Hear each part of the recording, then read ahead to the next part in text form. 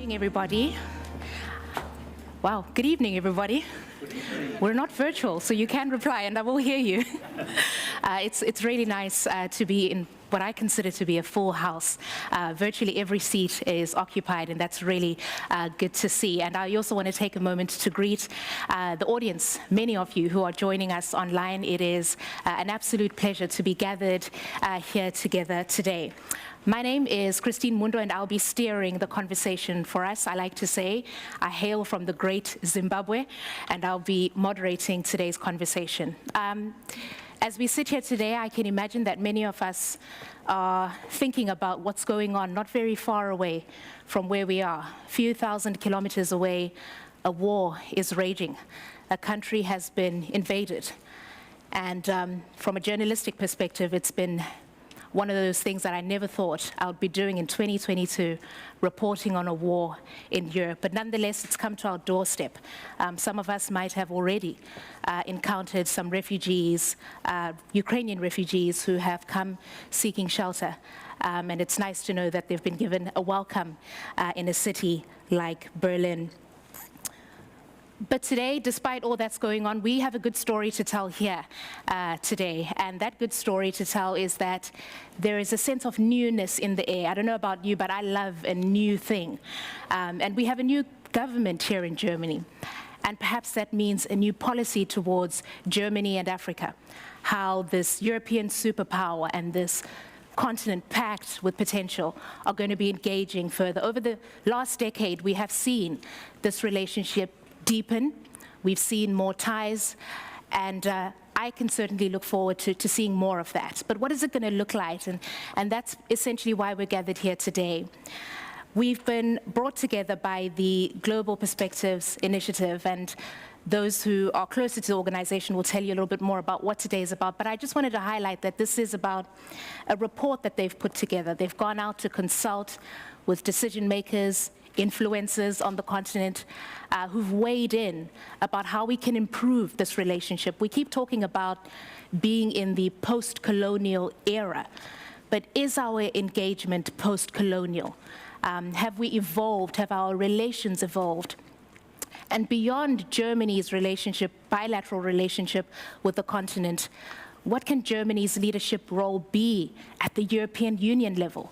And that's the kind of thing that we want to be discussing here today. So at this juncture, ladies and gentlemen, please allow me to call forward the founder and the chief executive of the Global Perspectives Initiative, a good friend of mine, Dr. Ingrid Hamm.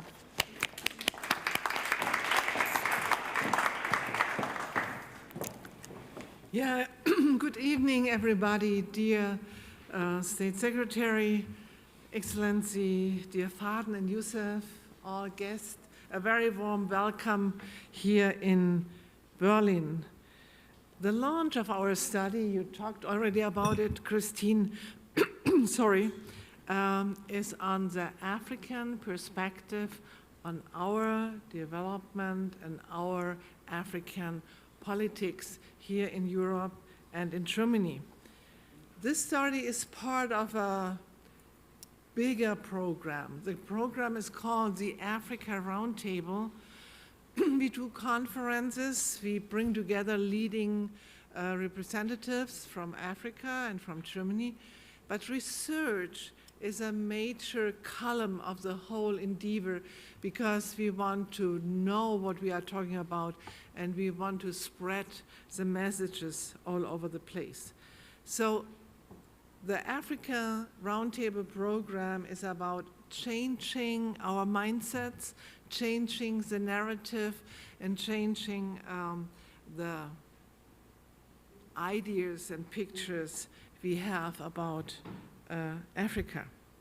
So, as said, Africa is our neighboring continent.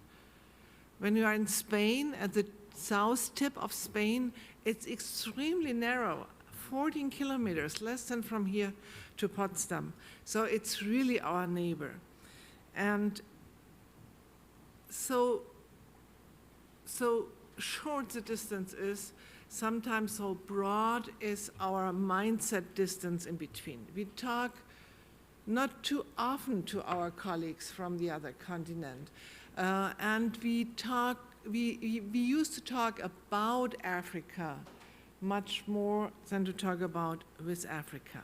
So this study is about the African perspective, and every dialogue, when it starts, the first thing that is needed is to listen to the other one. So we wanted to learn what influential Africans have to say about their own problems. So how do they diagnose their own challenges? What solutions about those challenges they have in mind, and what they do expect from Europe, and especially from Germany, in this whole endeavor. So what means partnership in solving the world's problems, so to say, from an African perspective? We had 6 cluster topics in the center where we were particularly interested in, and this was economics, trade, climate, security, good governance, and health, so major topics those days. The interviews took place at the end of last year. In light of the consequences and the fallout of the pandemic. In every sector of our neighboring continent, this pandemic had sometimes tremendous, but at least serious consequences. But in the meantime, as Christine already mentioned, global events have taken yet another very shocking turn. The war in Ukraine has Europe and the world holding its breath, and it has aggravated many of the problems, of course, here in Europe, but also especially in Africa. Food security, many other issues are increased in the last 2 weeks. So there are challenges increasing, but at the same time, it shows that we here in Germany and in Europe, but especially we here in Germany, we need Africa. We need Africa because we depend on very rare resources when you think of your mobile phone and so on. So we really depend on many of the resources of Africa because we nowadays seek allies and because we cannot achieve our CO2 goals, the climate goals, if not together. So alone we cannot do so. So working together is really what is meant now for the near future. These are really intense and very difficult times, really difficult times. But this makes development politics, this makes foreign diplomacy all of a sudden a major endeavor. So it's important, it's ambitious, and therefore the representative of all of that, of the politics, the floor is yours, Jochen Flasbarth.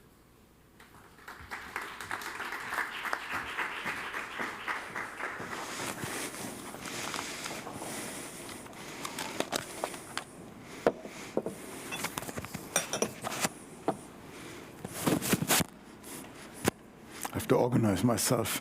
So I just heard when I was sitting here from Peter Eigen how wonderful it is to have this conference and how enjoyable to be at a conference, and I cannot agree more. And so, Inge Tam, Ambassador, dear colleagues and friends, and to those following us on the screens, it's really a difference to see real people, and thanks for organizing this conference here right in time, and it's a pleasure, obviously, for me to be here at this conference, shaping a common future perspectives on the German-African policy. It's a wonderful occasion for me to get into a conversation with you, and at least for me, it's absolutely right in time. because I'm absolutely at the beginning of my personal learn curve on development cooperation, and specifically with Africa. As some of you might know, I followed Svenja Schulze, the former Minister for Environment, from environment to development. So we are just a couple of weeks in office, yes, of course, a lot is not coming as a surprise for me. A lot of topics are very familiar to me. You mentioned climate change challenges, biodiversity, water, fertile soil, all extremely relevant issues for the African continent. The whole SDG context, I worked for a long time, basically since we created this wonderful Agenda 2030, but still a lot to learn. And I never thought in my life to deal about how to get vaccines from Europe to Africa, and not only to organize the right amount of vaccines, but also to get it into the arms, which is much more than the availability of vaccines. So just as an example, but what I already enjoyed from the very beginning during the first weeks is the inclusivity of development cooperation. You don't follow just one track. It's not sufficient to work for a climate-friendly world, whereas you are still have people in poverty. Then you fail. And that is simply what is in the 2030 agenda, and that is what it's in the genes of German economic cooperation. The key question is how to enhance the resilience of societies and how to make a better life for all. I just want to say a few words, as I've been asked, on the general development policy of Svenja Schulze and her new team at BMZ. She decided to follow, at least for the beginning, and then we will see what else is coming, four core points. Number one is fighting the pandemic. And now I'm talking in general of our development cooperation, but and I will say a few words afterwards, as Africa is our core continent partner, it's all relevant for our cooperation with Africa. And fighting the pandemic, as I said, it's much more than about vaccines. We did quite a lot. We supported Act A, and just we announced that Germany will provide another 1.5 billion euros for Act A as a multilateral platform to organize the vaccination. It's not only about the vaccines, but also about the health infrastructure, and that is what it gives a sustainable perspective. I mean, working with vaccines is just, the failure of the past. But now we need to invest in sustainable health infrastructures, which will be relevant for all development countries, partners, and the African continent also for the future. And we are looking beyond the pandemic. In cooperation with the Munich Security Conference last year, so prior to our time, there has been a study on the following disadvantages of the pandemic. Since then we are talking about a polypandemic. So, because in a nutshell, everything that has been worse in the past or not good in the past is getting worse. And where we made progress, this was slowed down at least. So take what you want. Education went down as a follow-up of the pandemic. Poverty is increasing.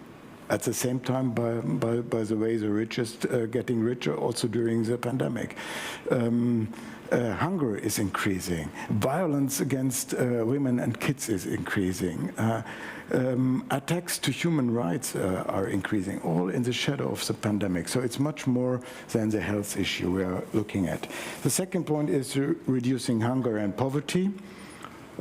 We might have been hopeful couple of years ago that we can make it, but now we are seeing that hunger is increasing, not only due to the pandemic, also in the follow-up of conflicts. And of course, if you look, for example, I mean, conflicts, you see the example in Ethiopia, in Afghanistan. Looking at Kenya, you see already right now the results of climate change happening on the ground. This third one is promote a just transition. We are talking about, I think, the biggest transition in shortest time ever in mankind time. You mentioned climate change. We have to decarbonize the world by 2050. Basically, we have to invest in a more resource-efficient way, which is also connected to very relevant changes in our economies. And at the same time, and it will be part of the discussion later on, we are living in decades of digitalization, which is also a huge transformation in the day-by-day life. There's a lot of opportunities, but also with some challenges. And to organize all these tremendous changes, it is key and essential that we do it in a just way. The transition has to be just, or it will not happen. So that is what we said in New York back in 2015, leave nobody behind, and we have to make this happen on the ground. The fourth one is empowering women. And that is, for Svenja Schulze and me, much more than a protective approach towards women. Of course, we have to fight discrimination, that's for sure. But it's much, much more. It is that societies are more resilient, are stronger if you have stronger women involved. And that is our approach. It's a structural approach Svenja Schulze is going to follow when she's talking about a feministic development policy. Apart from those core topics, migration and digitalization are two areas that will be given more attention by the minister. As I said, this is, of course, all relevant for Africa, and I want to be very clear here. Africa has been the most relevant continent for German development cooperation, and it will be in the future. No doubt about that. As you said, Ingetam, it's our neighboring continent. We have dozens, hundreds of ties between the African continent and Europe, and therefore it will be in the core of our policy.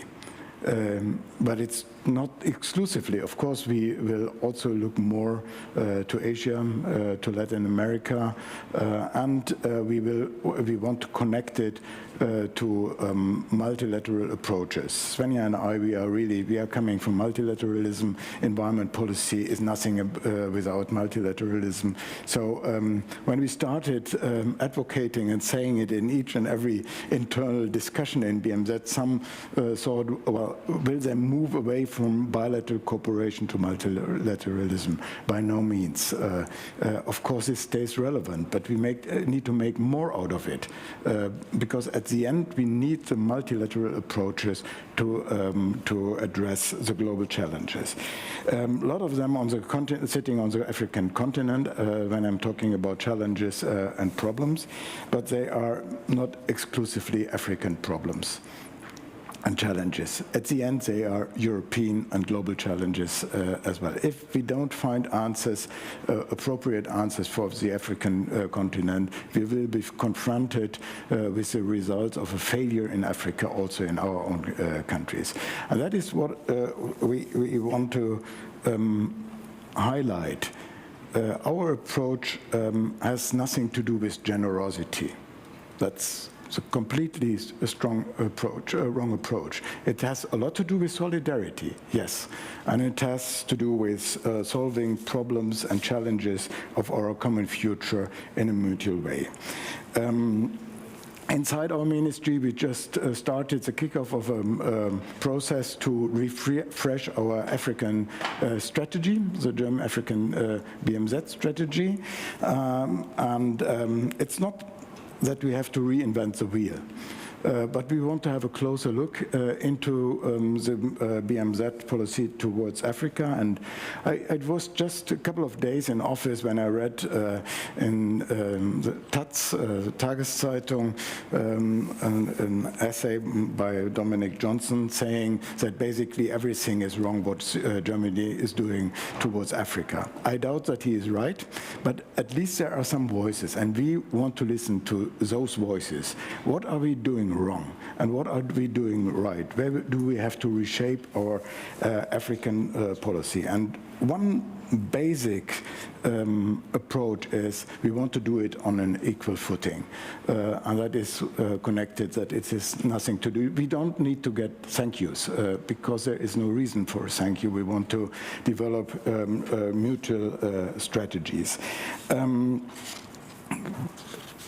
That is also why we corrected a bit the language in the ministry. As some of you might have seen, we deleted the framing of the Marshall Plan with Africa because there is no similarity, honestly. It's ahistoric, and therefore we simply speak of the cooperation with Africa, and that's, in our view, a bit more appropriate.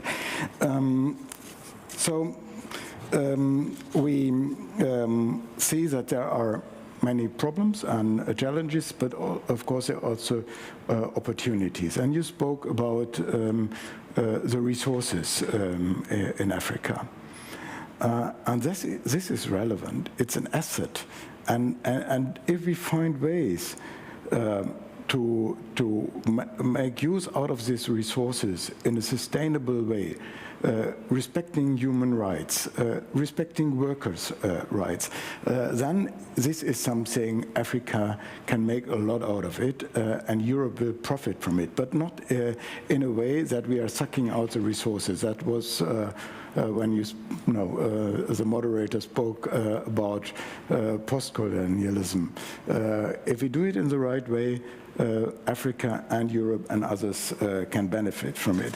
Same with energy, the energy transition. We just in Glasgow launched the South African energy transition together with France, UK, US, and the EU.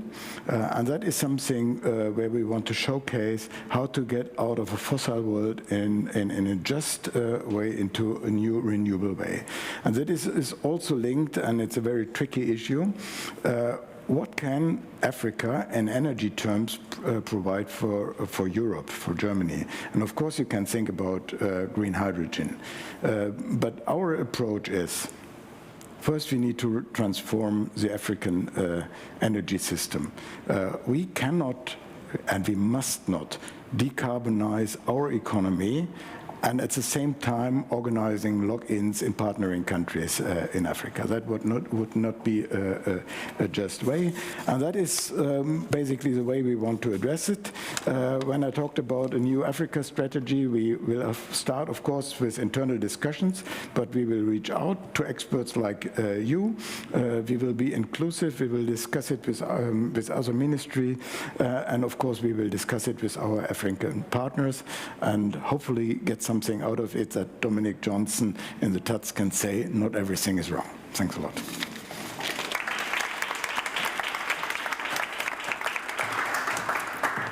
Thank you very much, Mr. State Secretary.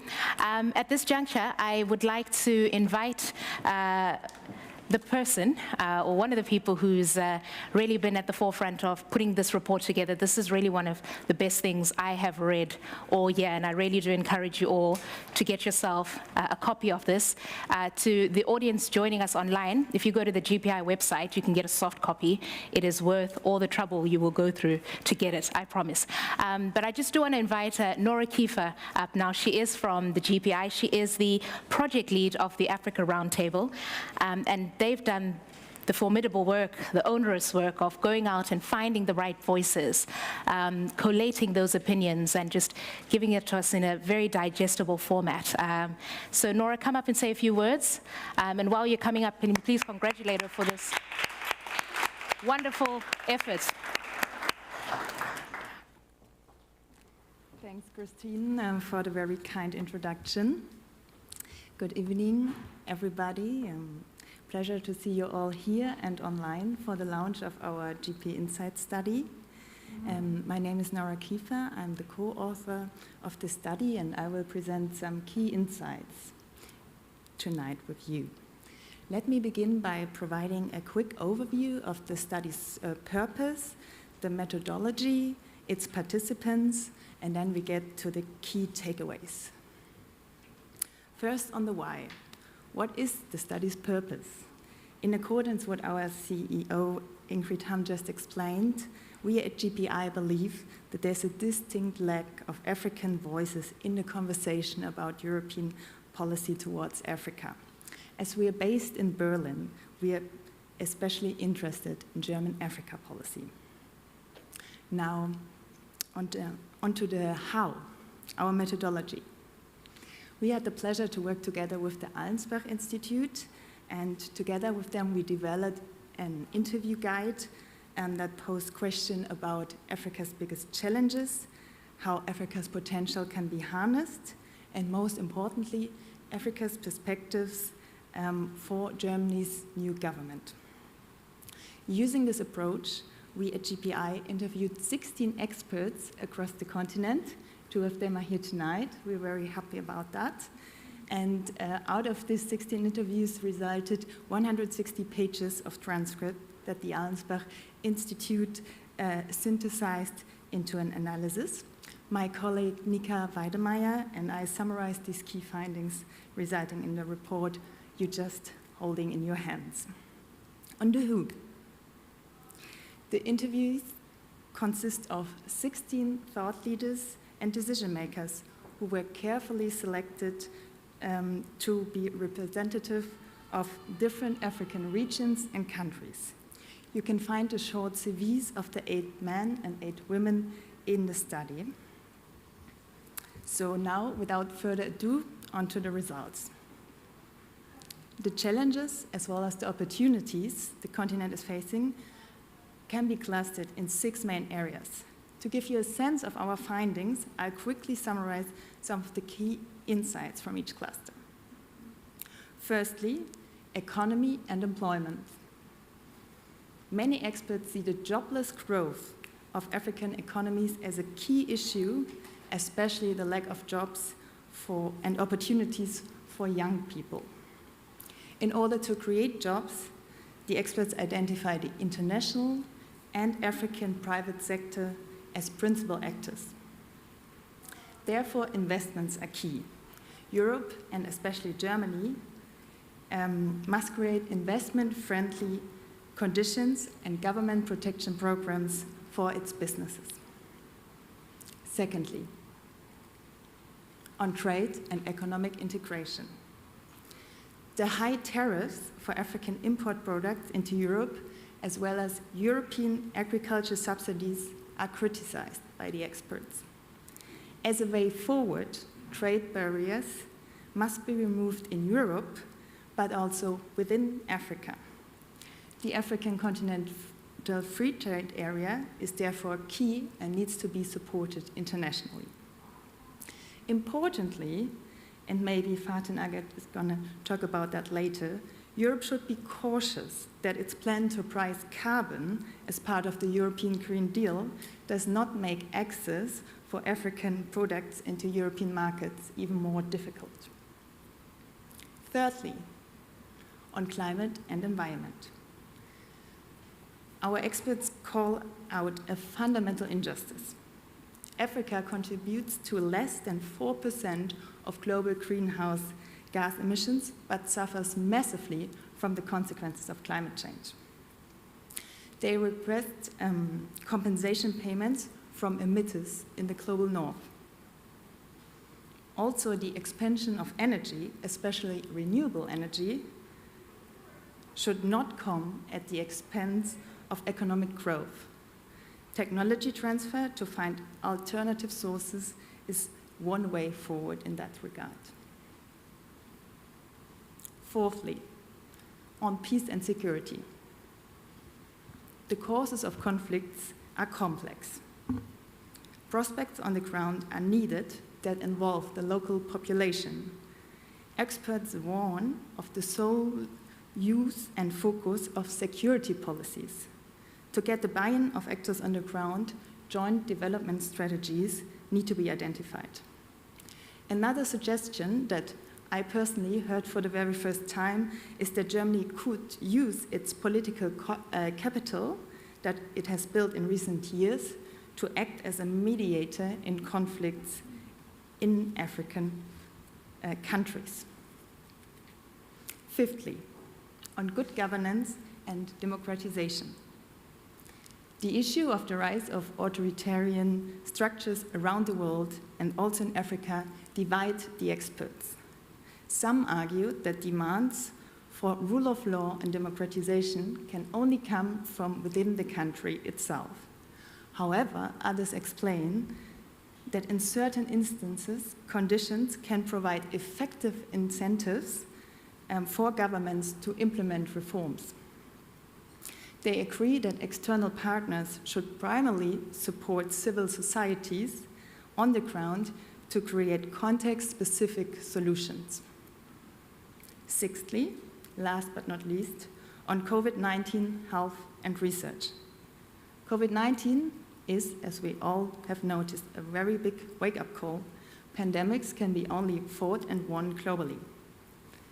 Therefore, investments from pharmaceutical companies around the world are needed to enable local production in African countries. Overall, in our study, many experts criticized the persistent paternalistic approach of the global north towards the global south. A renewal of the European-African partnership is therefore crucial, but it can only be effective if Europeans are listening. If you take one sentence from today, is listening is key.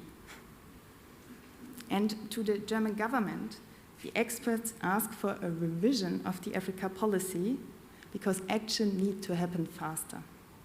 The bureaucratic processes and lacking interministerial cooperation hinder a progressive and agile development policy. I'm very aware that this was a lot of information in a very short span of time. However, it was just a very brief summary of the report based on the thoughtful responses we gained through our 16 interviewees.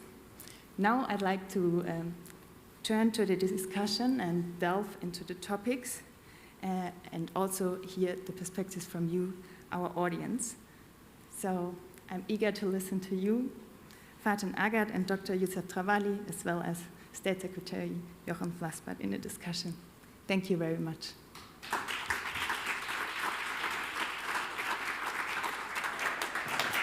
Thank you very much, Nora, for providing the perfect segue to our panel discussion now. And I'd like to invite those who will be sat with me at our big table. Mr. State Secretary, you're welcome back, and you can sit right next to me.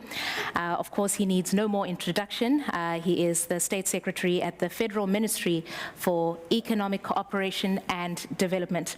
I'd like to invite Faten Aggad onto the platform as well. She is the Senior Climate Diplomacy Advisor at the African Climate Foundation. And last but not least, I'd like to invite Dr. Youssef Travaly as well up. He is the founder of the All Sites Africa, as well as the Chief Executive of EDPU Africa. Let's take our seats. Do you guys want to stand? Let's sit. I think let's sit.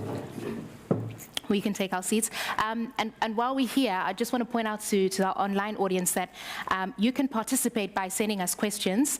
The easiest way is via the GPI's Twitter handle at GPI_insights. And I'll be very happy to bring your questions into the conversation. Faten, I perhaps want to start with you and get a sense of where would you say Africa-Europe relations are? You were working at the African Union up until very recently.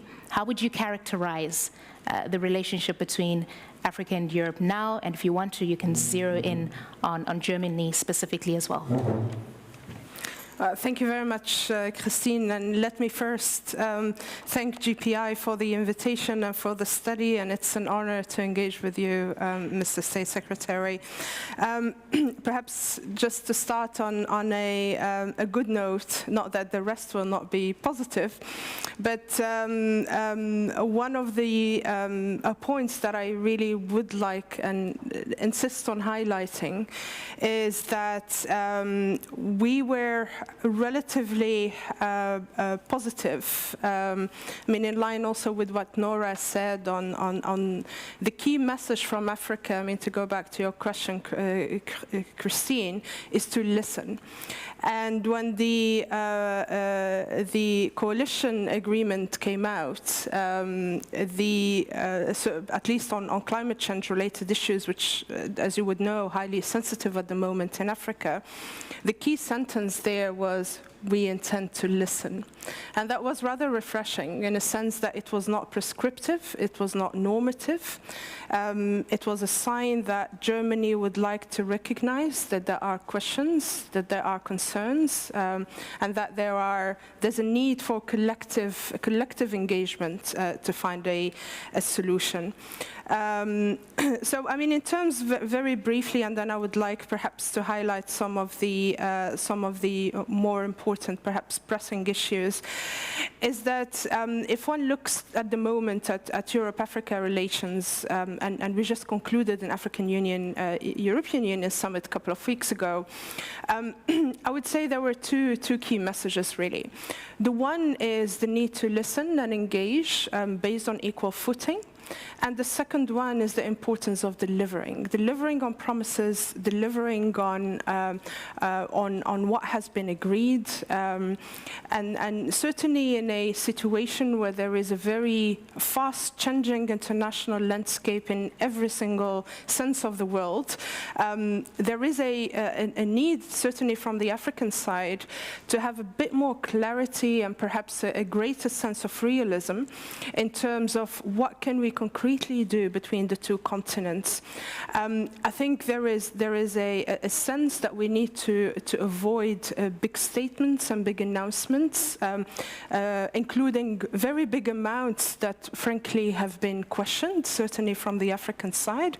It's not about the money, it's about the quality of the engagement and the quality of that financing. I mean, in terms, if you'd allow me, Christine, perhaps to delve a bit deeper, in terms of the concerns at the moment, and I'm very glad, Mr. Secretary, that you raised that point. For the African continent is this concept of just transition. And what do we mean by just transition? I'm very happy to hear that Germany is putting that. It's not just about a transition, but a just transition. Yeah. And what do we mean by that? I think it was raised in the study that Africa, in terms of its cumulative emission contribution to the world, is less than 3%. And yet, it's heavily impacted by climate change. Today, as we speak, African countries dedicate 9% of their GDP just to fight the consequences of climate change. That's not negligible.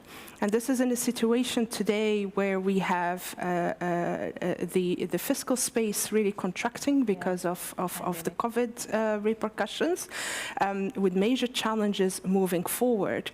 It's also a situation whereby we have the highest energy poverty rate worldwide. Africa is the most energy poor region in the world. And so if we're talking about transition, we need to factor these elements in it. It's not just about a transition, and that's the risk that we see at the moment, is that the focus is primarily on transition. And translating that into climate negotiations terminology, for those familiar with it, that means mitigation. Yeah. And that's the wrong focus for Africa. And so we need to somehow bring back this just component into our discussion. And that would mean looking at financing, but also the quality of financing. Yeah. More financing is now coming in the form of loans. A great focus on bringing in private sector, while we know that certain kind of engagement, particularly if we look at adaptation projects, that's not particularly attractive for the private sector, so what role for the public sector? Okay, thanks so much for that, Faten.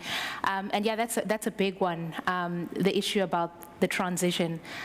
Going into the AU-EU summit 2 weeks ago, I remember listening to President Macky Sall, who President Steinmeier was just visiting in Senegal. Can you just say that, right? Can you take a decision at a COP level and say, right, everybody green energy, no conversation about transition fuels, which is what we're hearing from on the African continent, allow us at least to be able to do it at a pace that will allow us to grow as well. So that's a big one. And I know you're here to take notes and to listen, and I see you've been doing that, but we'll certainly get into that conversation a little bit more. But Dr. Travaly, you know, it's always a case of who needs who, right? And you know, does Europe need Africa more? Does Africa need Europe more? We have young people on the continent, right, that are, for the most part, jobless, if we're being honest. At a European level, they could do with more skilled labor, for example. But when you're looking at this from an economic perspective, right, we have jobs that we need to create on the continent. How do you see this partnership working, right? How could this be done? We all agree, nobody wants to see young people taking that dangerous journey, drowning in the Mediterranean, because they're seeking better prospects elsewhere. How can we make Africa that place where young people can realize their dreams, and how does that work in the context of this partnership? Okay. Thank you. Very good question. And I will link that question to one of the comments made by the State Secretary in the introductory remark when he mentioned about failure of the past. Yeah. I think we need to dig into that. What are the failures of the past? Because this is the root cause of what is happening today. And for me, I will look at a number of indicators, the nominal GDP of a number of countries. So Germany is the fourth economy worldwide. Yeah. Germany has a GDP of about 3.8 trillion USD. After Japan, with a GDP of about 5 trillion USD, and then China and the US. Germany invests about 3% of its GDP in R&D, which is distributed over business, government, universities, and a number of private NGOs. And the private sector is the biggest investor in R&D in Germany. Right. So when you look at the African continent as a whole, we have a GDP of 2.7 trillion, so less than the GDP of Germany. Right. And we invest less than 1% in R&D. So if you synthesize what I just said, okay, you have a gap between Germany and Africa. Right. You have a skill gap, you have a knowledge gap, you have a technology gap. And because of those three gaps, you create a prosperity gap between Germany and Africa. And because of this prosperity gap, you have a number of inequities which take place: vaccine inequity, energy inequity, security inequity, and all those things. And then you have the consequences that you see, which are migration and all the issues that you have. So for me, the way I see this partnership evolving, when we talk about equal footing partnership, if I enter into a partnership with Germany, I want them to help me close those three gaps that I mentioned. But what can I offer as an African continent in return? I think what I can offer is certainly a market. Because what we are seeing today is that with digitalization, the market is no longer Berlin. The market is no longer Germany. Whether it's job market or whatever, the market now is the world. So now, how can we partner in a very intelligent way, such that in my partnership with Germany, they close my gaps, but I close other gaps for Germany. And for me, the opportunity really relies in entrepreneurship. what entrepreneurship means in the era of the fourth industrial revolution. This is, for me, key. And the second important point is the SMEs. I worked in Europe for about 30 years. What I've seen is tremendous innovation within the SME space. Just not far from here, I used to work in partnership with a company called Sunfire, for instance. Sunfire is producing synthetic fuel. But for me, Sunfire is the perfect company with whom I would make a partnership to produce synthetic fuels in Africa.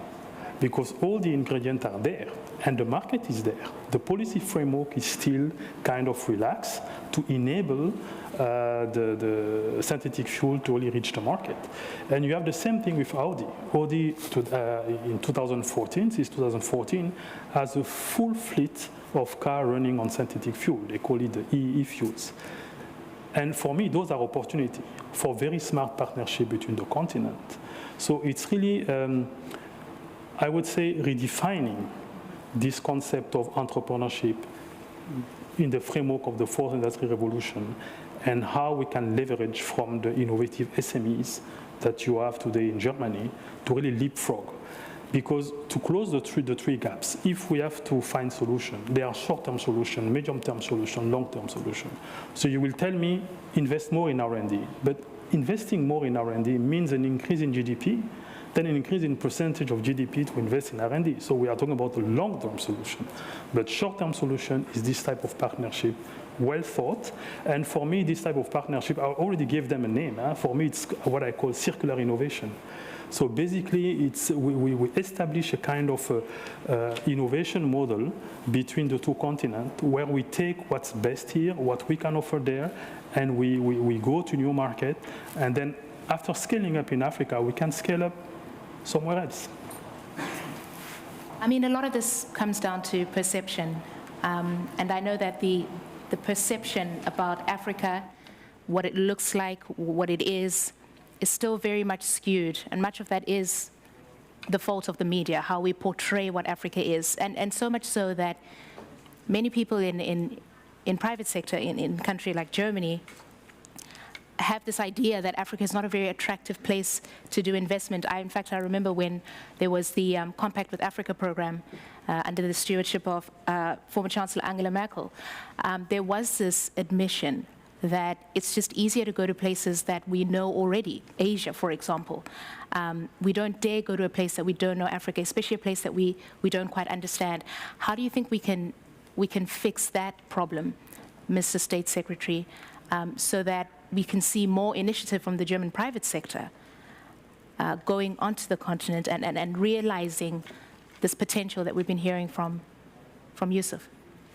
Yeah, thanks a lot. I start with this one, but I, of course, also want to echo what my partners here were saying. I think, yes, it's about perception, and it's also about the attitude of messaging, and that is whether it reflects respect or not. And these are the two sides of one coin if you want to realize a real partnership. That is what you were saying. And before I touch again on the private sector, I just wanted to answer some of the points mentioned.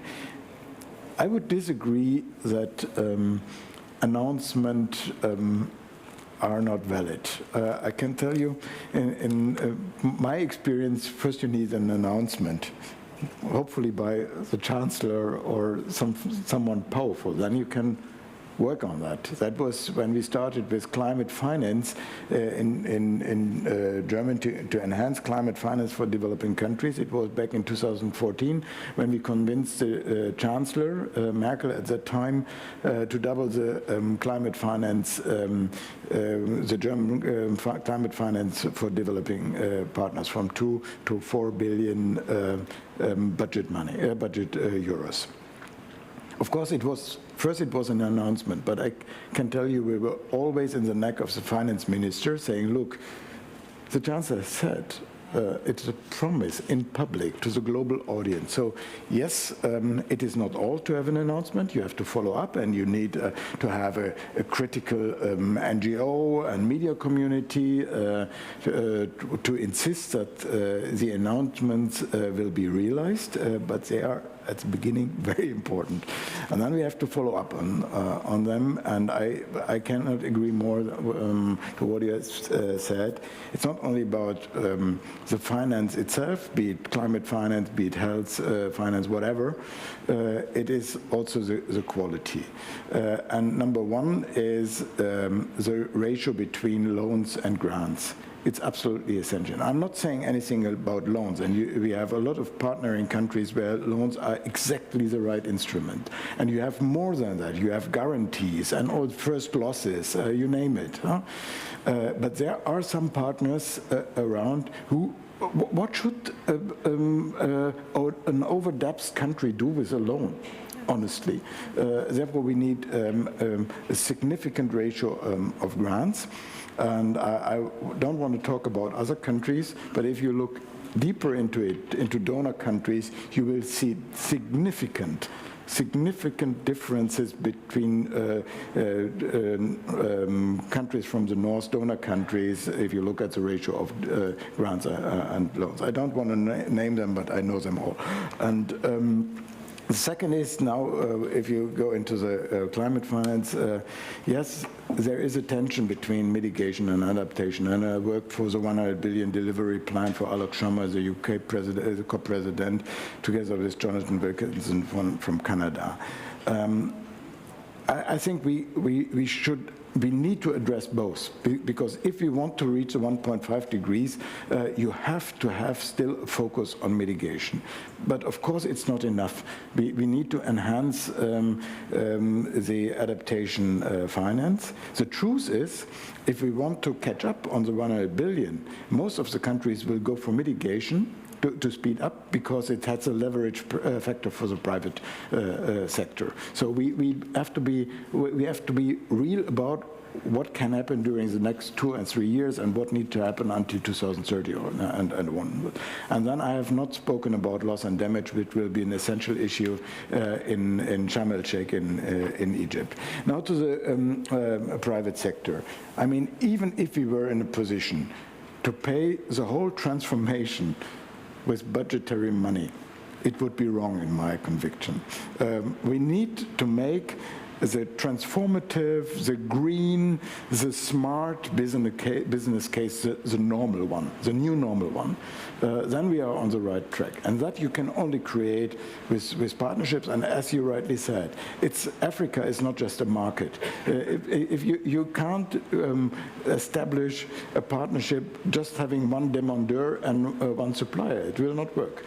And if I may say that, and then I will stop, in the sake of time, if you compare the green hydrogen discussion now with the desert tech discussions in the past, I come back to your framing.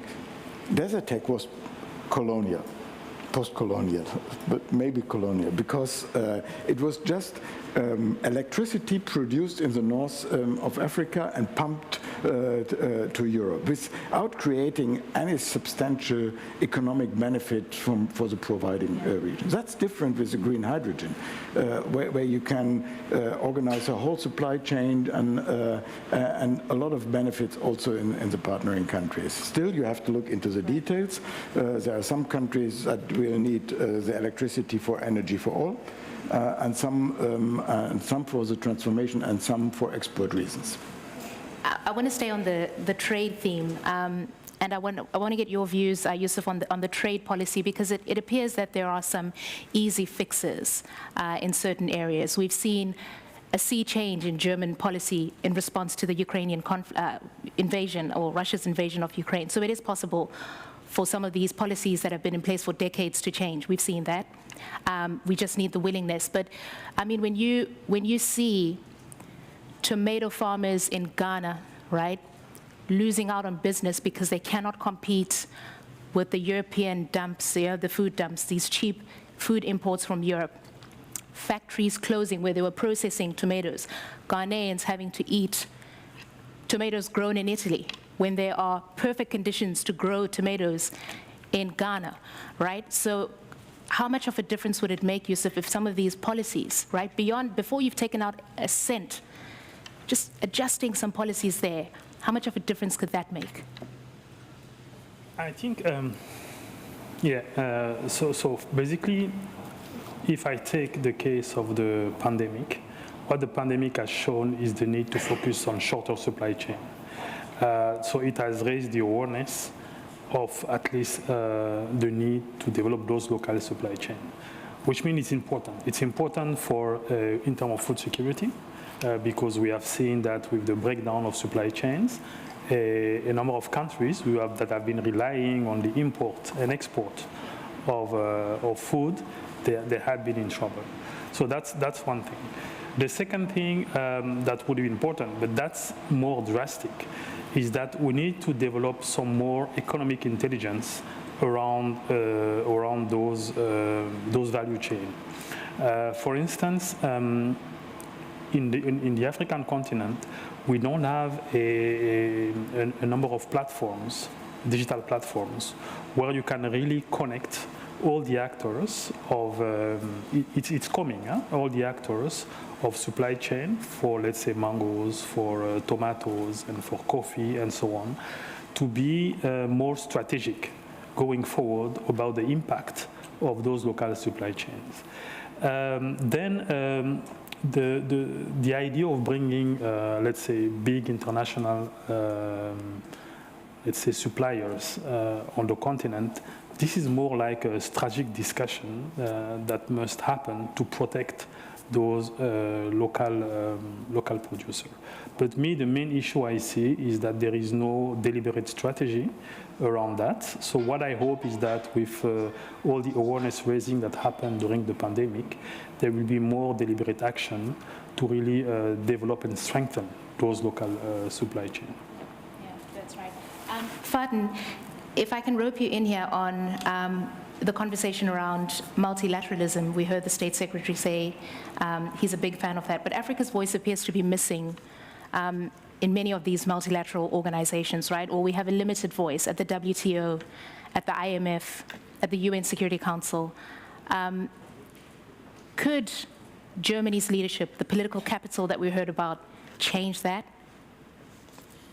Yeah, I often say, is Africa's voice absent or weak, or do people not want to listen? I think there's a nuance there to be said. But I think, on your point, I think the straight answer is yes. I think if there's perhaps a European country where that political capital has been built, where that relationship of trust is there. Perhaps with the vaccine situation that might have put some questions. But I think generally I think political capital of Germany is there and is quite strong. And I think there is, again, departing from this notion that the region, we are in the same space, the two regions, and I think with a vision for the future that is oriented towards a common solutions to what is frankly global problems, I think there is certainly a role there for Germany to play, and it has, I think, that legitimacy to do so as well. Mr. State Secretary, I'll allow you to respond to this as well, but if I can put a question on that, the issue of the pandemic, it confirmed some of the things that we wished weren't true, right? It's unfortunate to say it, but it did appear that Africa was left out in the cold. We saw it with the travel bans, right? The Omicron travel ban, which was really a slap in the face of, South African scientific intelligence. We saw it with the closing of the borders even before the travel. Before you had cases confirmed on the continent. I'm talking about right in the beginning of the pandemic. Borders were just closed, right? For the longest time, Africa was just permanently on the red list, the whole continent, and so people did see that as this is the real relationship between Africa and Europe, that when it comes down to it, Europe will shut its doors. And for example, even this AU-EU summit, right, it was pushed back and there was virtually no engagement during the time of the pandemic. So all good and well that we hear the words, right? I liked it, you said generosity, it's not generosity, it's what, I've taken the notes, it's here somewhere. It's solidarity, yeah. So we hear, and these things have a nice ring to them, you want to tweet it because it just sounds amazing. But actually, the reality is very different, right? And this pandemic is a real example of that. The South African president said to me 2 weeks ago at the EU-AU summit, he said, you know, if the Europeans could waive that vaccine patent, that's a grand opportunity for you former colonizers to give something back to us. That is the level of emotion that is being attached to that, right? It's not just the financial aspect of it. Why can't you just take this gesture and do that? I've thrown a lot at you, but yeah, so let me start by saying, yes, specifically the Omicron reaction was a disaster. I mean, I was 2 days in office, but I saw it, and we were in Liverpool at the G7 Development and Foreign Ministers meeting, and I was shocked because South Africa was transparent. They shared all their information in the best possible way. It was a masterpiece how you should do it. And the reaction, it was breathtaking, really. And I mean, we all did a lot of mistakes during the pandemic, but there are some that are more unforgivable than others, and I would qualify this one as such an example. And it has been changed afterwards, too late in my view, but at least I think we also learned a bit. Because if the lesson learned would be, don't share any information. I mean, where should this end? Huh? And second thing, yes, I mean, again, a lot of mistakes have been done. A lot of egoism of countries, a lack of solidarity, as you said and quoted me. But at the end, I also want to underline what we are doing good. Sorry for that. And that is not only via Act A, and we are, as I said, these are the points where you prove that it's serious when we are talking about multilateralism. Act A has maybe some weaknesses, but it's the best platform we have, and it's much better than doing it bilaterally just for the sake of marketing reasons and presenting what you're doing good. That is why we have chosen this way and thought it's better to invest this way and to work on deleting the weaknesses of this multilateral platform. Then we invested in the production capacities in Africa, and there you come to the point of the waiver. And I think we had a discussion also with NGOs, civil society, and experts just a couple of weeks ago. My minister has been Minister for Science in North Rhine-Westphalia. So she has something in herself about innovation and how important it is to innovate. And patents are one tool to trigger innovation. And then the question is it the way forward now exactly in this situation? Is it more than a simple, do we really help more in putting the waiver on the patents? That is a question. We were of the conviction not in this situation, but we will start, and we have already started a general discussion on TRIPS and global issues. So what are the preconditions when the patents should be flexibilized? We have a flexible mechanism in the TRIPS agreement, but they are not used. So working on why are the flexibilities not used appropriately. So it's not just a clear answer. I know it's a bit foggy, but I promise we will work on the patent issue, my minister is absolutely enthusiastic about it, but we want to dig a bit deeper in finding the appropriate answers. May I say a word on the tomatoes? I don't know whether the tomatoes are the best example, honestly. So I can imagine tomatoes grown up in the region here around Berlin, but of course there are serious mistakes in the general global agriculture markets. And basically we are galaxies away from sustainability in the land use sector. And we have to work on that. And I'm not looking backwards to my environment time, but I need to say I'm a bit jealous to my new colleagues, my predecessors there, that they are now in a wonderful world where they can cooperate with the Minister of Agriculture, who was always standing in the way at my time, because it's of course a European issue, it's also an issue in other countries. And what we need to do is, in my view, to work on improving the resilient capacities in food production in Africa. And we will see it as a follow-up of the Ukraine war caused by Russia.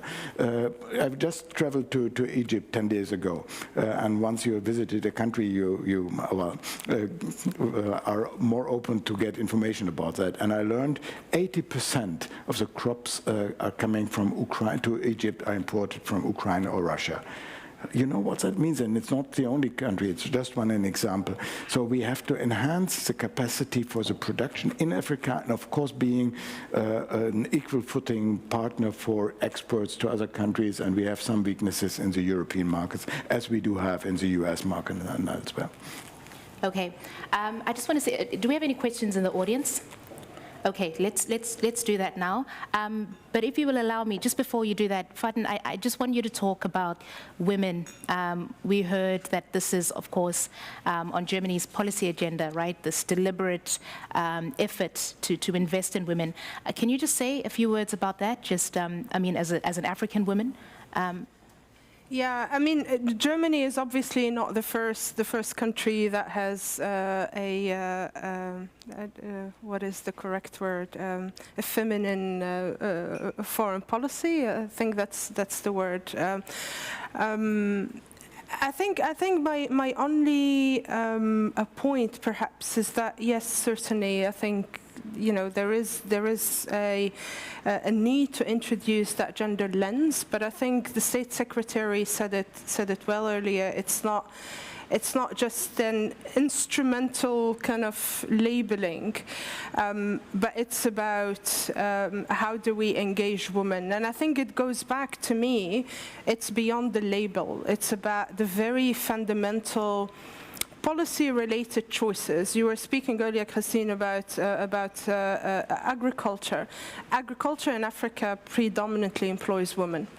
And so if we are very serious about having an impact on the livelihoods of African women, I think we need to rethink very fundamentally the policies, and I think there your question was right, the policies in relation to agriculture, the policies in terms of fair competition, and I think some of the points raised in the panel are extremely relevant, the policies in terms of access to education and the issue of mobility, which is general, but I think, you know, encouraging, for instance, African women to do more, to study even at universities across Europe. I mean, STEM is a very, very typical area where there's a lot of desire of mobility and exposure to different techniques, etc.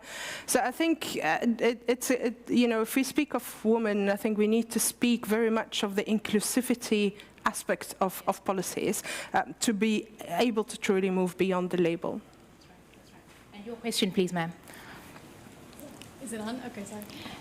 First of all, just thank you very much for the chance to be here. Anna-Marie Bindernagel-Shehovic. I'm actually responsible for the budgets of the BMZ and the Foreign Office at the German Ministry of Finance. But first of all, thank you, Christine. I worked on HIV research in Johannesburg for years, so I really appreciated that because some of the TRIPS commentary comes as a little bit of a deja vu, but I very much appreciated the State Secretary's comment about the nuances in that.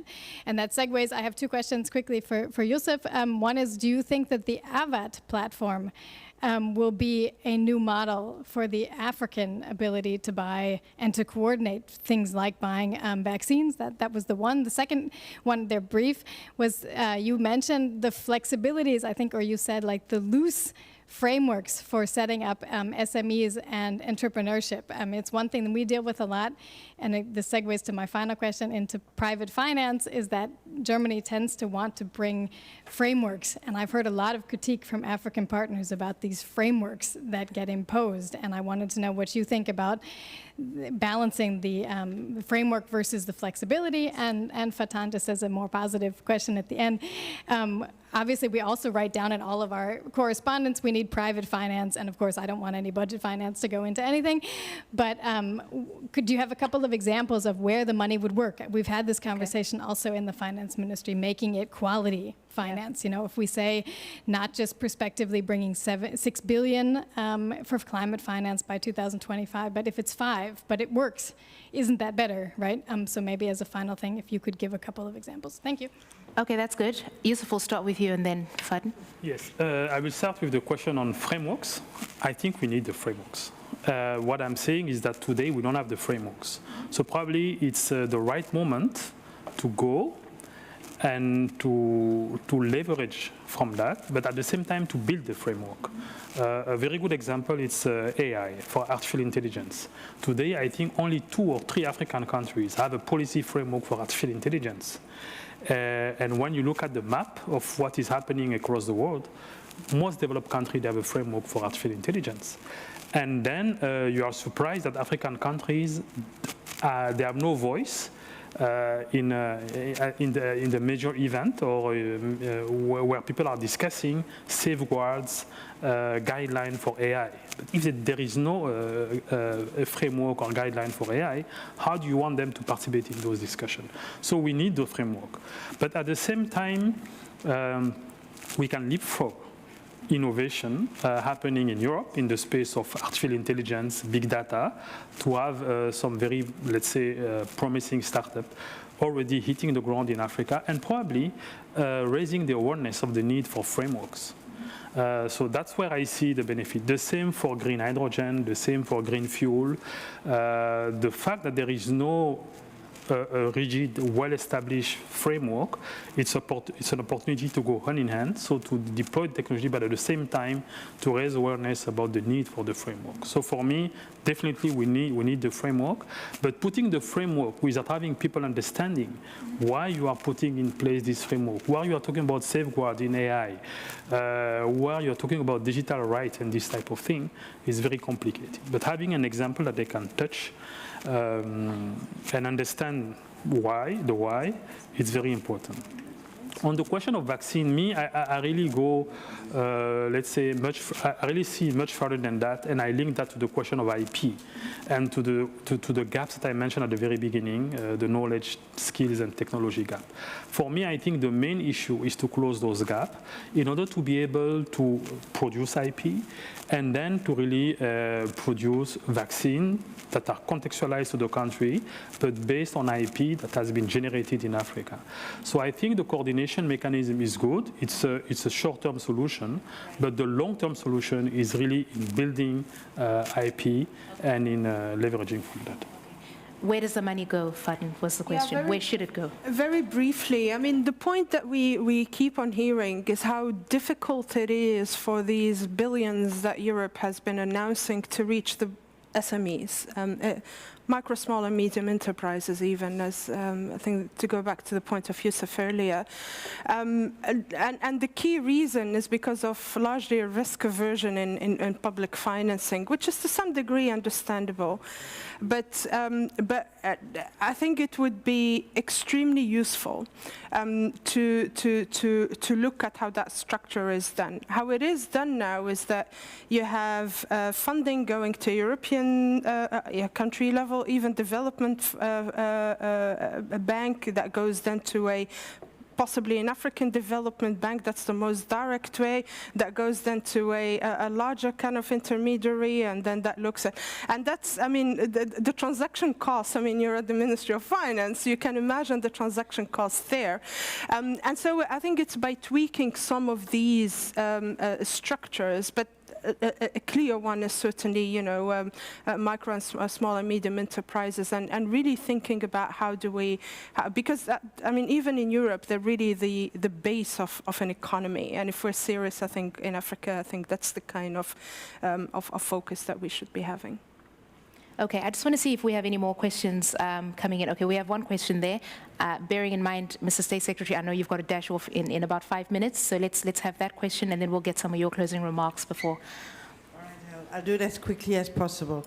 I was quite disappointed the outcome of the EU-AU summit. I thought that this would, you know, give a boost to the partnership, and I think the waiver wasn't the only disappointment for the African side, and shortly thereafter there was this General Assembly resolution in 25 against Russia on Ukraine, and 25 countries from Africa abstained or didn't vote at all. Doesn't this point out exactly what a missed opportunity it was? Isn't it important for you, Mr. State Secretary, and for the new minister going forward to focus more on this relationship, also for your multilateral agenda? And just to make clear, I'm actually one of yours for another 4 weeks, and then I'm going to the Foreign Office to work on Libya. And I was advisor to Mr. Noke, the special representative for Africa of the former chancellor. Thank you. Thanks so much for that question. And if you don't mind me adding something to it as well, I mean, we are seeing Russia sort of filling the gaps in certain places that have been left by the West. Mali is a concrete example of that. The Wagner Group, that is said to be linked to the Kremlin, is present in a number of countries in Africa right now. But just to add that to the question that comes through from the audience. Yeah, I mean, I don't know whether words like disappointment are describing the situation correctly, because it phrases in a way an expectation. I give you something and I get something from you politically. And that's not the way how I look at it. Of course, let's turn it another way around. The speech of the Kenyan ambassador at the Security Council was one of the best speeches I ever heard in this context. And it created a lesson learned from Africa to old Europe. In a way, and that for me was breathtaking. Yes, that was positive. That some of the countries, African countries, abstained and stayed neutral, yes.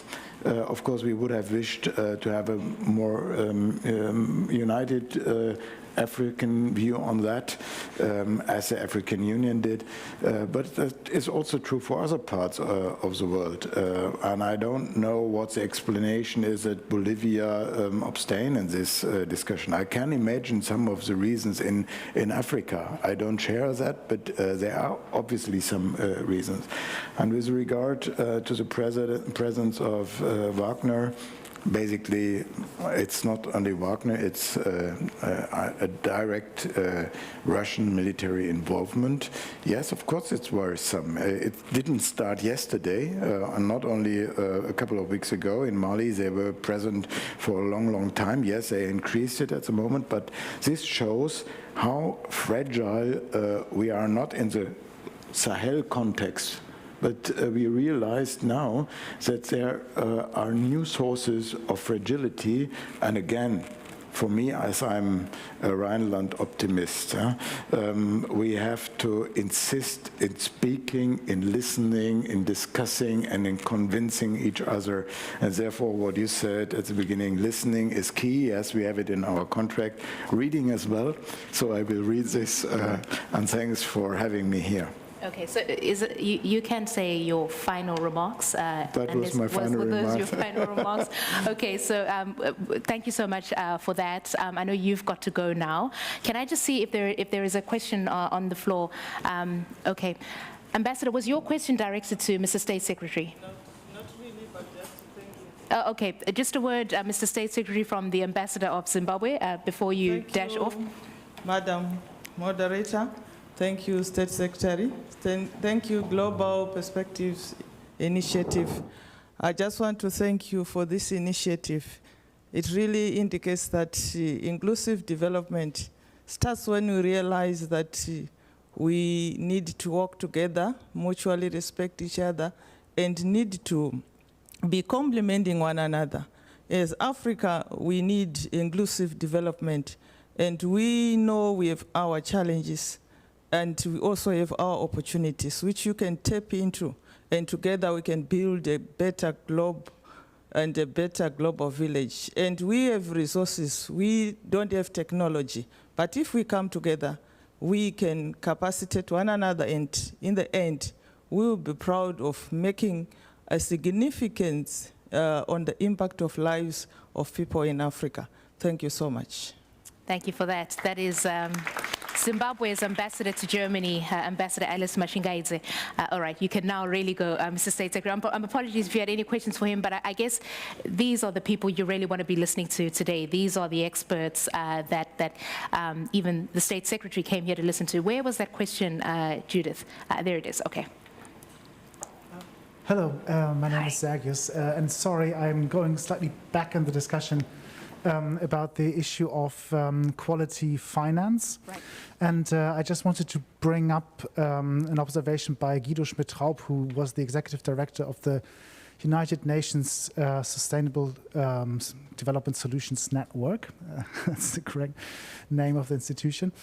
He pointed out that the Global Fund Against AIDS, TB and Malaria was quite unique in the way that it evoked what he called quality demand. So it gave incentive, created an incentive network that organized, that made countries themselves, implementing countries, involve civil society, involve communities that are affected, in that case, by the three pandemics, and governments, and come up with a unique strategy for that particular society and country to fight the three diseases.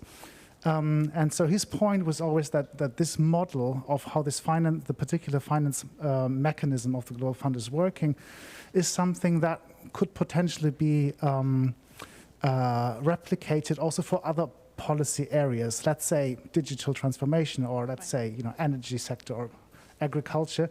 And so my question is, what the panel thinks about whether this kind of specific example could be a kind of financing mechanism that is helpful to model. You want to take that, Youssef? Oh, yes. Yes, actually, this is what I call circular innovation at the very beginning of my introduction, where I say that we come together. So basically what has happened in the case of vaccine manufacturing, Europe has closed the skills gap, has closed the technology gap and the knowledge gap by bringing the vaccine manufacturing capacity in Africa. And what is interesting is that they have broadened the portfolio of vaccines, not only COVID, but also other vaccines, which actually is a very strong opportunity, because vaccine against malaria is not relevant for European countries. It's probably more relevant for African countries.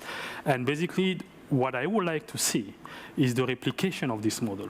And it didn't happen the first time with the COVID manufacturing. It happened in the past with Zipline in Rwanda, this drone company that was born in the US, then brought to Rwanda, and then spread across Africa, and which now they're exploring some option to scale back in other part of Africa. But definitely, this is the model going forward, to have a more equal partnership, to step away from a donor-receiver relationship, but more towards a win-win partnership. Do you want to say something to that, Faten? No. Okay, does that give you a sort of partially? Do we have any more questions in the audience? Because if not, we are drawing to the close of the conversation, and I'll perhaps ask you guys to just give just your final takeaways. I know that you're quoted in the report, but just from the questions that you've heard today, what you heard from the State Secretary, Flasbarth, just your takeaways now, and perhaps I'll do you? Ladies first. Ladies first. Yeah, I think maybe let me pick it up from the point on the Europe-Africa summit, which I personally was not so disappointed in, and the reason being that it is perhaps the first time since we've seen Africans united in or having a certain clarity and communicating it to the point when they met with European leaders, and I think that is an important step in the relationship.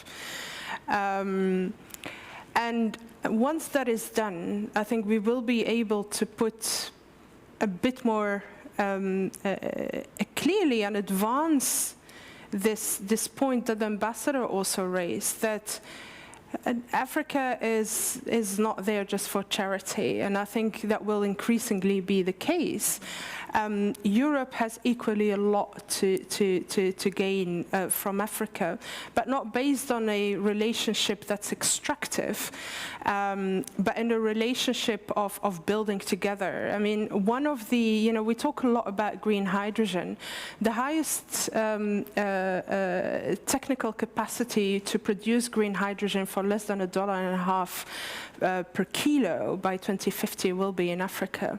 So that's, I mean, in terms of business case, that's like the best, basically. And so, but Europe should not look at that as as okay, we're going to extract, get energy back, but think of it in terms of, I think, as Youssef said earlier, how can we localize? And I think if anything that this pandemic taught us is the need to diversify these supply chains. And so, thinking in a logic of what I would call a space of prosperity between Europe and Africa. Is a direction that we need to take. Thank you. Thanks so much for that. No, I think for me, I will start with the words of Ingrid at the very beginning. She talked about changing the narratives. And I think today we have put a number of elements which must be considered. I think replicating the vaccine manufacturing is one important step. As mentioned by the State Secretary, focusing on health infrastructure is really critical.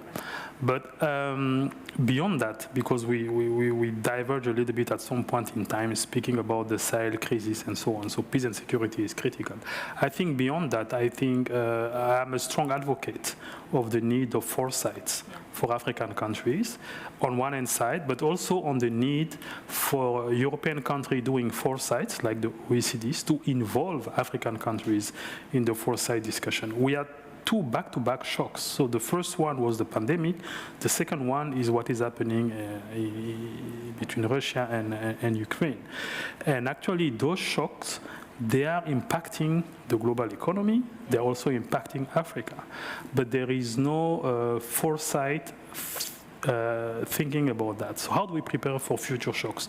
So after the pandemic, there was this question about how to prepare for future shock, but everyone was talking about pandemic shock. But shock is really broad. And then how do we prepare for that? How do we prepare our financial system for that, for African country? How do we prepare the healthcare system for that? How do we prepare our education system for that? Our food and security system for that, and so on and so forth. Okay, I mean, we've got 2 minutes on the clock, and perhaps indulge me a little bit here. We've been talking about Africa, right? But this is a very big place with many different countries. Yeah, we speak collectively, and that collectiveness, as you were saying, has been really good to see. But perhaps just on a personal note, we're all Africans up here now. We've kicked the German out. So let's tell them a little bit about the countries that we come from, and just what can you share? From a Zimbabwean perspective, I'll perhaps, Ambassador, if you'll allow me to market us. But perhaps let's start with you, Youssef. Just tell the audience about where you're from, and what can you tell them about your country specifically? Okay, me, actually, I was born in Guinea, and then I had to leave the country because mean, the political situation was not that good. Then I studied in Senegal until I got my secondary diploma. Then I moved to Belgium, where I got my PhD, then to the US, where I did my postdoc, and then I moved back to Belgium, where I spent quite some time working on smartphone tablets. It was in the early 2000s, right. So creating the era of ubiquity, the era in which we are living today. And then after that, I moved to the healthcare sector because by background, I'm a physicist, and I worked a lot on cancer treatment, especially here in Germany, in the Essen region, where we have a state-of-the-art equipment to treat cancer. And then I switched field again, and I worked in climate change, working on at EU level to develop the vision for Europe for carbon capture and recycling. This is how I know what is happening in Germany within that space, because there have been a lot of activities in that space in 2014. And then after that, I decided to move back to Africa, and I went to Rwanda, where I have never been living before, and that's where I set up my think tank. And since then, I'm working there. Okay, so that's it's Guinea, Senegal, and Rwanda. Yes. All right. So West Africa with a little bit of East. You're from the north, right? Yes. As I like saying, I'm Algerian born and bred and South African trained. No, born indeed in Algeria, trained in my university, and start of my career was in South Africa, and then moved to Europe to work primarily on Europe-Africa relations. And I think the interest when I was here is really to perhaps, you know, as a sponge, take a bit of how Europe works, how Europe. My focus was really on the European Union Commission in particular, and European Union institutions, and take that, you know, just absorb what it's done. And it raised a lot of questions in terms of how regional integration in Africa functions, how our institutions function, but also how do we relate in terms of negotiations with the rest of the world. And so I decided a few years ago to actually go back also, just like Youssef, and I worked for the African Union Commission in particular, strengthening the negotiation capacity in relation to the European Union. And which now with the summit concluded then at the climate change, which will probably become the key one of the key elements in terms of Africa's international engagement and negotiations, and it is now, it will become much more in the future, and that's basically the choice now that I've taken by going back to the African Climate Foundation. Okay, fantastic. Well, thank you guys so much for that, and thank you all for being here today. We're looking forward to engaging you further. To our online audience, it's been great having your company at this event here as well. So this is where we'll leave it for today. Ingrid, can I close up here, or is there anything that you would like to say? Stick around, because we do have a reception, and that will be fun, at least for those of us who are here. And for those of you who are online, get onto the website and try and get yourself a copy of this. Thank you so much, everybody, and we can close the event now. Yeah.